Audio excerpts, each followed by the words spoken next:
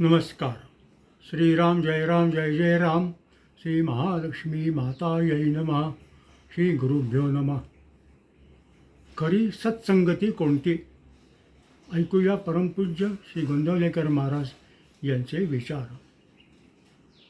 बर्फामध्ये पाणी काढले तर काहीच उरत नाही.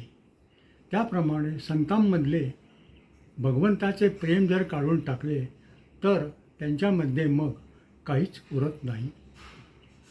साधन करण्याचे कष्ट न होता वस्तू साध्य करून घेण्याचा मार्ग म्हणजे सत्संगती हा होय. आपल्या मनावर संगतीचा फार मोठा परिणाम होतो. नुसता हेतू काम करीत नसून संगत काम करीत असते.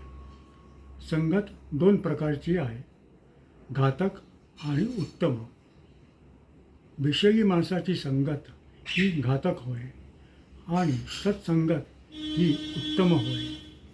सत्संगतीमध्ये असताना आपल्यामध्ये दोष आहे असे ज्याला कळेल तो लवकर सुधारेल.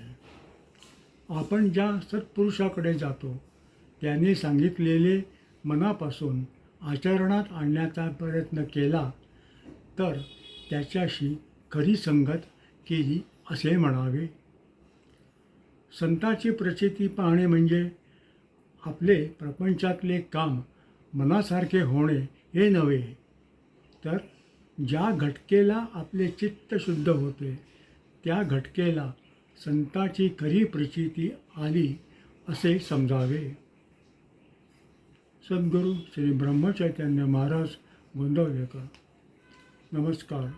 सद्गुरू चरणी सेवा अर्पण.